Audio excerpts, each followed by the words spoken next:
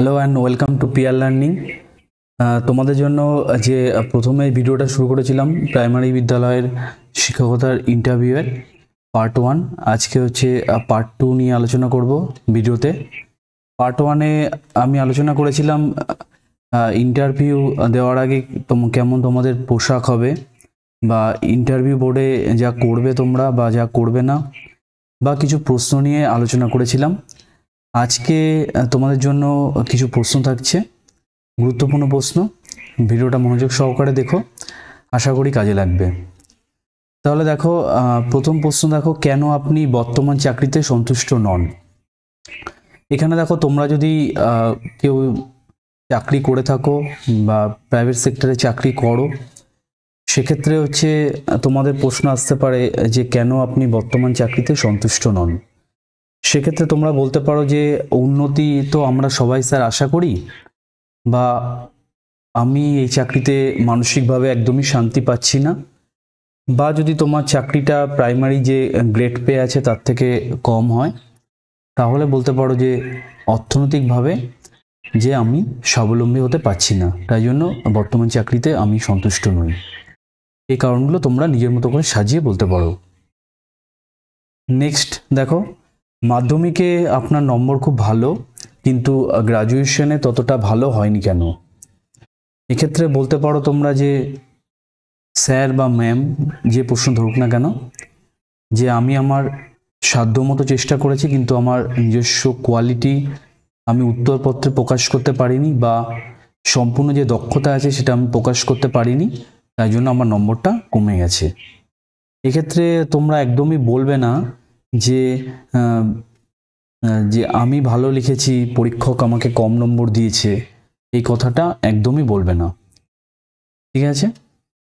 দেখো নেক্সট দেখো, আদর্শ বিদ্যালয়। আদর্শ বিদ্যালয় বলতে আপনি কি বোঝেন? আদর্শ বিদ্যালয় সম্পর্কে ধারণা কম বেশি আমাদের সবার আছে, যে বিদ্যালয় পঠন পাঠন সিলেবাস ভিত্তিক আর সময়ের মধ্যে শেষ হয়ে যায়।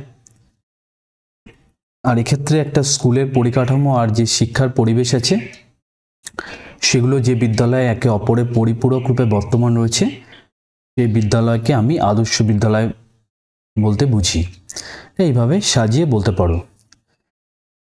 আর একটা জিনিস বলতে পারো যে যেখানে বিদ্যালয়ের মধ্যেই শিক্ষার পাঠ শেষ হয়ে যায়, এই জন্য কোনো গৃহ শিক্ষকের প্রয়োজন হয় না, ছাত্রছাত্রীদের কোনো বাইরের কোনো গৃহ শিক্ষকের প্রয়োজন হয় না, সেই বিদ্যালয়কেও আদর্শ বিদ্যালয় বলা যেতে পারে। আদর্শ শিক্ষক বলতে আপনি কি বোঝেন? আমার মতে তিনি আদর্শ শিক্ষক যার বিষয়ভিত্তিক জ্ঞানের পাশাপাশি সিলেবাস ভিত্তিক পঠন পাঠন আর শিশু মনস্তত্ত্বের উপর একটা স্বচ্ছ ধারণা আছে।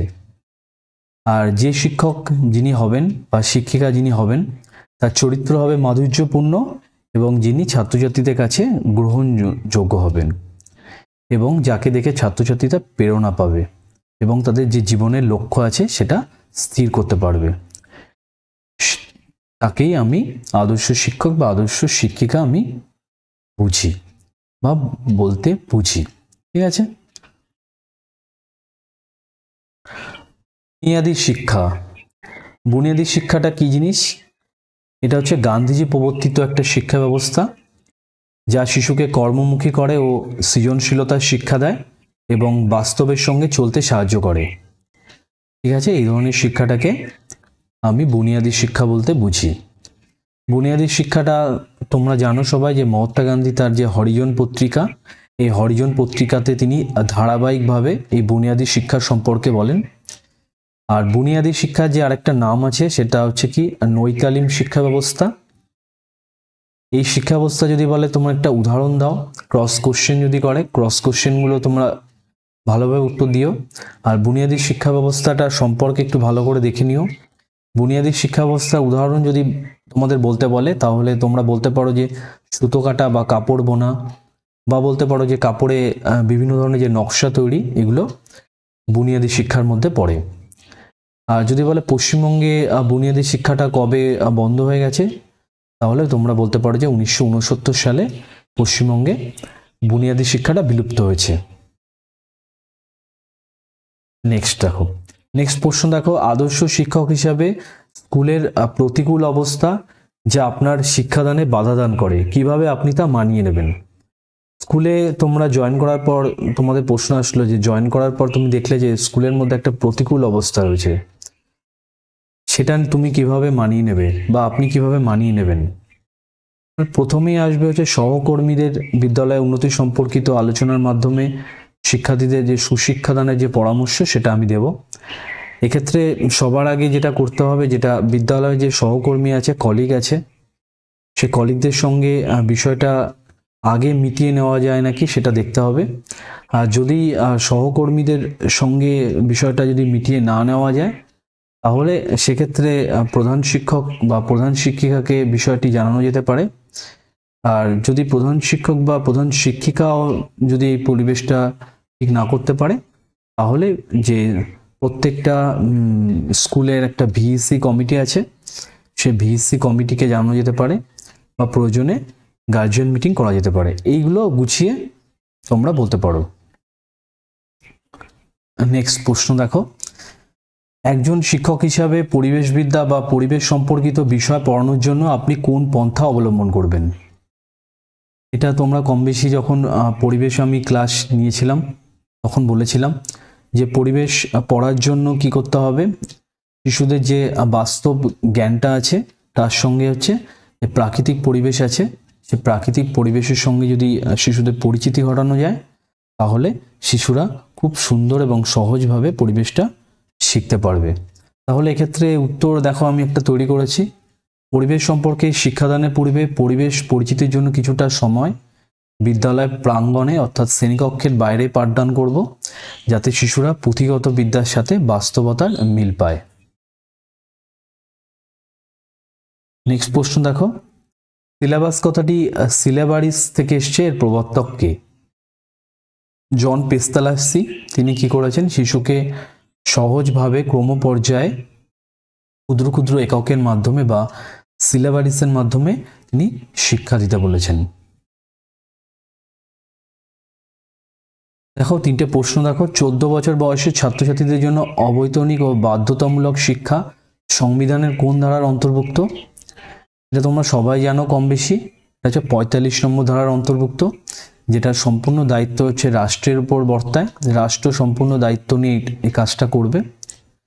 ইচ ওয়ান টিচ ওয়ান, এই উক্তিটি কার? এই উক্তিটি হচ্ছে মহাত্মা গান্ধীর। আর নেক্সট যেটা আছে, child is a book which the teacher is to learn from page to page, এই উক্তিটি কার? এই উক্তিটি হচ্ছে রুশোর।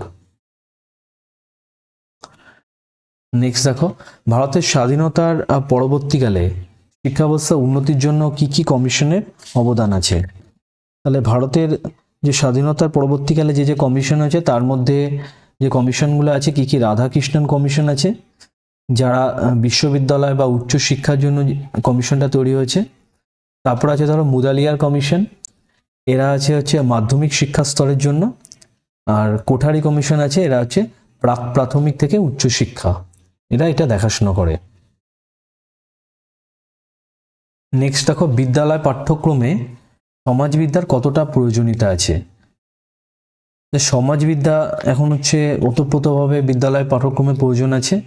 সমাজবিদ্যা পাঠ্যক্রমে যে ইতিহাস পড়ানো হয় বাচ্চাদের, ইতিহাস আমাদের কি করে, গৌরবময় যে অতীত আছে বা সমসাময়িক যে মহাপুরুষ তাদের জীবনযাত্রা তুলে ধরে, তেমনভাবে যে সমাজবিদ্যা যে ভূগোল পড়ানো হয়, ভূগোলে কি হয়, শিশুদের যে বাসভূমি আছে অর্থাৎ যে পৃথিবী সম্পর্কে শিশুদের হচ্ছে অবগত করে। তাই সমাজবিদ্যার অবশ্যই একটা গ্রহণযোগ্যতা আছে, এভাবে গুছিয়ে বলতে পারো। নেক্সট দেখো, বর্তমানে ইংরেজি মাধ্যমের বিদ্যালয়ে শিক্ষার্থীর সংখ্যা বেশি হওয়ার কি কারণ থাকতে পারে বলে মনে হয়? দেখো এটার উত্তর আমি সাজিয়ে লিখেছি, এটা তো তোমরা তোমাদের মতো বলতে পারো। এখানে আমি লিখেছি যেটা বর্তমান সময়ে যে বাবা মায়েরা আছে, তারা শিক্ষার্থীদের ইংরেজি ভাষার শিক্ষার উপর বেশি জোর দিচ্ছেন। আর ইংরেজি মাধ্যম যে বিদ্যালয়গুলি আছে, সেখানে সব বিষয় কি হয়, ইংরেজিতে পড়ানো হয়। আর মধ্যবিত্ত পরিবারে যে শিশু আছে, শিশুদের শিক্ষা চাইতে সেসব গার্জিয়ান বা সেসব বাবা মা মনে করেন যে বিদেশি ভাষা শিক্ষার যদি বেশি শেখানো যায়, বিদেশি ভাষা শিক্ষা যদি তারা মনে করে বিদেশি ভাষা শিক্ষাটা হচ্ছে বেশি গুরুত্বপূর্ণ। ঠিক আছে, তাই জন্য বর্তমানে ইংরেজি মাধ্যম বিদ্যালয়ে শিক্ষার্থীর সংখ্যা আমার মনে হয় যে বেশি। নেক্সট, আপনার বিদ্যালয়ে সহকর্মীরা শিক্ষাদানের থেকে গল্পগুজবে বেশি আগ্রহী এবং আপনাকেও তাদের দলে অংশগ্রহণ করতে বলা হয়েছে, আপনি কি করবেন? দেখুন বা দেখো, তোমাদের যদি এই প্রশ্নটা আসে, এইভাবে যদি বলে যে তুমি স্কুলে গেলে বা বিদ্যালয়ে যোগদান করলে দেখলে যে তোমার যে সহকর্মী আছে তারা পড়ানোর থেকে বেশি গল্পগুজব বেশি করছে, পড়ানোতে তো ইন্টারেস্টই নেই, বা তোমাকেও ডাকছে যে গল্প করো, পড়িয়ে কি লাভ, বা এত পড়ানোর দরকার নেই বা কিছু, বাট সেক্ষেত্রে তোমরা বলতে পারো যে বিদ্যালয় হচ্ছে শিশুকে তৈরি করার জায়গা, এই লক্ষ্য পূরণের জন্য আমি এখানে এসেছি।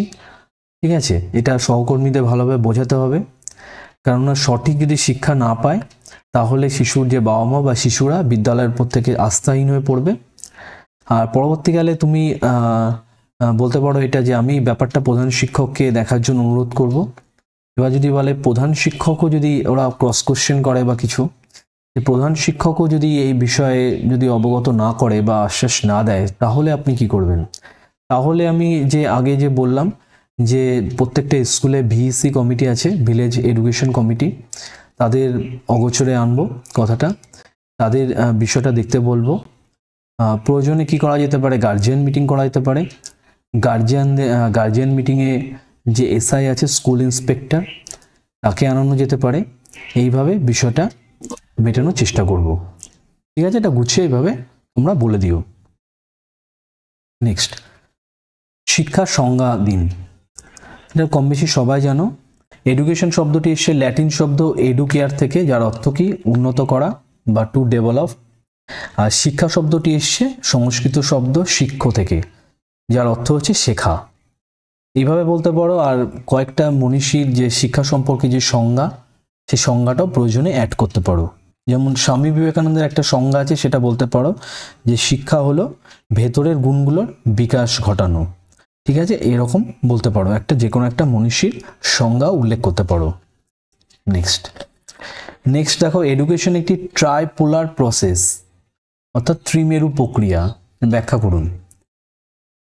আধুনিক চিন্তাধারায় শিক্ষা হলো ত্রিমেরু প্রক্রিয়া, যেটা ট্রাইপোলার প্রসেস।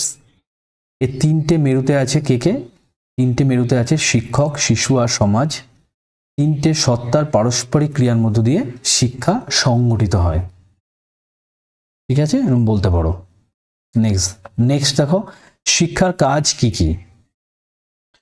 শিক্ষার কাজ ব্যক্তির সার্বিক বিকাশ ঘটানো, সমাজ কল্যাণ করা, আর জীবনের বিভিন্ন পরিস্থিতির সাথে মোকাবেলা করে জীবনের দিশা ঠিক করা বা সঠিক দিশা দেওয়া।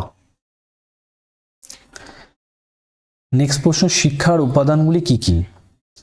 শিক্ষার উপাদানগুলি কি কি? প্রথম উপাদান আছে শিক্ষার্থী, শিক্ষার দ্বিতীয় উপাদান আছে শিক্ষক, তৃতীয় উপাদান আছে পাঠ্যক্রম, আর চতুর্থ উপাদান আছে শিক্ষা প্রতিষ্ঠান। এইভাবে বলতে পারো। শিক্ষার কয়টি অর্থ কি কি? শিক্ষার হচ্ছে দুটি অর্থ আছে, যেমন ধরো সংকীর্ণ অর্থে শিক্ষা, যেমন সংকীর্ণ অর্থে শিক্ষা যেখানে হচ্ছে কি করা হয়, শিক্ষার্থী যে সম্পর্কটা থাকে, এখানে দাতা গ্রহীতার মতো সম্পর্ক থাকে। এখানে শিক্ষাটা স্বার্থ সিদ্ধির বিষয় হিসাবে উপস্থাপন করা হয়। আর বৃহত্তর অথবা ব্যাপক অর্থে যে শিক্ষাটা আছে, সেটা হচ্ছে এই শিক্ষাটা হচ্ছে জীবনব্যাপী প্রক্রিয়া। শিশুর হচ্ছে জীবনব্যাপী প্রক্রিয়া হচ্ছে বৃহত্তর বা ব্যাপক অর্থে শিক্ষা। শিশুকেন্দ্রিক শিক্ষার অর্থ কি? শিশুকেন্দ্রিক শিক্ষা কি? শিশুকেন্দ্রিক শিক্ষা হচ্ছে শিশুদের আগ্রহ, সামর্থ্য, চাহিদা, প্রবৃত্তি আর কল্পনা প্রবণতা, এগুলোকে যখন গুরুত্ব দিয়ে যে শিক্ষাধারার রূপদান করা হয়, এটাকে শিশুকেন্দ্রিক শিক্ষা বলে। পাঠ্যক্রমটা কি? পাঠ্যক্রম বা কারিকুলাম আধুনিক শিক্ষা ব্যবস্থা যার মাধ্যমে শিশুদের বাস্তবভিত্তিক ও জীবনমুখী গড়ে তোলা হয় এবং যার মাধ্যমে শিক্ষার্থীদের স্বাভাবিক ও সর্বাঙ্গীন বিকাশ ঘটানো হয়, তাকে বলে পাঠ্যক্রম। কর্মভিত্তিক পাঠ্যক্রম বলতে কি বোঝেন? কর্মভিত্তিক পাঠ্যক্রমটা কি জিনিস? কর্মভিত্তিক পাঠ্যক্রম সেই পাঠ্যক্রম যেখানে কর্মাশ্রয়ী পাঠ্যক্রম কেন্দ্রবিন্দু হিসাবে শিক্ষণীয় বিষয় হয়ে ওঠে। এই পাঠ্যক্রমের সহায়তায় 4টি এইচ এর বিকাশ ঘটানো সম্ভব হয়। অর্থাৎ কি কি 4টি এইচ? হেলথ, হ্যান্ড, হেড আর হার্ট। ঠিক আছে, কর্মভিত্তিক পাঠ্যক্রম হচ্ছে কর্মের মাধ্যমে যে পাঠ্যক্রমটা করা হয়, কর্মটা অন্যতম গুরুত্বপূর্ণ বিষয় হয়ে ওঠে পড়াশোনার পাশাপাশি। এটা হচ্ছে কর্মভিত্তিক পাঠ্যক্রম। কয়েকটি কর্মভিত্তিক পাঠ্যক্রমের সংজ্ঞা উদাহরণ কি কি আছে? উদাহরণ ফ্রয়েবেলের কিন্ডারগার্টেন, মন্তেশ্বরী পদ্ধতিতে যে কাঠের খেলার সরঞ্জামের অন্তর্ভুক্তি, আর গান্ধীজির বুনিয়াদী শিক্ষা। ঠিক আছে, সহপাঠ্যক্রমিক কার্যাবলী বলতে কি বোঝেন?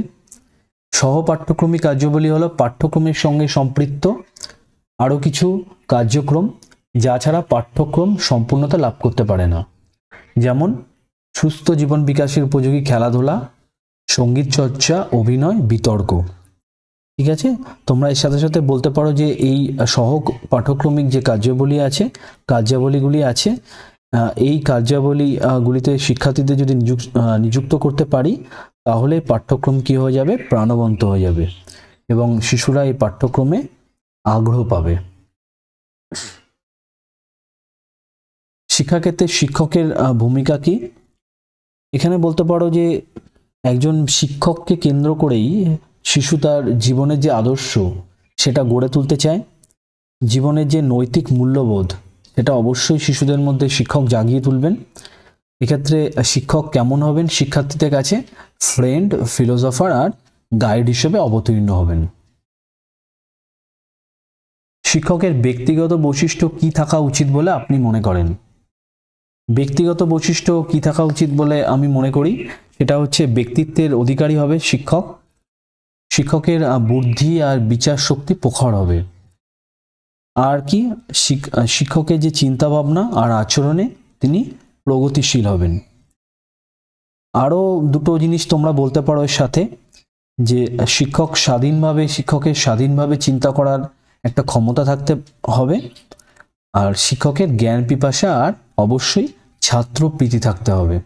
ঠিক আছে, এগুলো অ্যাড করে বলতে পারো। পেশাগত বৈশিষ্ট্য শিক্ষকের কি থাকা উচিত বলে আপনি মনে করেন? পেশাগত বৈশিষ্ট্যের মধ্যে হচ্ছে বিষয়বস্তুর উপর অবশ্যই জ্ঞান থাকতে হবে, আর শিক্ষা পদ্ধতি বিষয়ক জ্ঞান থাকতে হবে। এর সাথে তোমরা বলতে পারো যে মনোবিদ্যা সম্পর্কে শিক্ষকের জ্ঞান থাকা উচিত। আর যে মূল্যায়ন আছে, মূল্যায়ন সম্পর্কেও শিক্ষকের অবশ্যই জ্ঞান থাকা উচিত। শিক্ষকের কাজ কি? শিক্ষকের কাজ তো অবশ্যই শিশুর সর্বাঙ্গীন বিকাশের প্রচেষ্টা করা। শিশুদের যে সর্বাঙ্গীন বিকাশ, এটা শিক্ষকের প্রধান কাজ, এর বিকাশ ঘটানো। এর সাথে সাথে শিক্ষালয়ের যে শিক্ষালয়ের পুনর্বিন্যাসের দায়িত্বটাও শিক্ষকের উপর পড়ে। ঠিক আছে, এই ছিল সেকেন্ড পার্ট, প্রাইমারি যে ইন্টারভিউ সেকেন্ড পার্ট। তোমাদের ভিডিওটা কেমন লাগছে অবশ্যই তোমরা জানিও। ভালো লাগলে একটা লাইক করে দিও, কমেন্ট করো আর বন্ধুদের শেয়ার করো। তোমাদের ভিডিওটা দেখার জন্য অনেক অনেক ধন্যবাদ।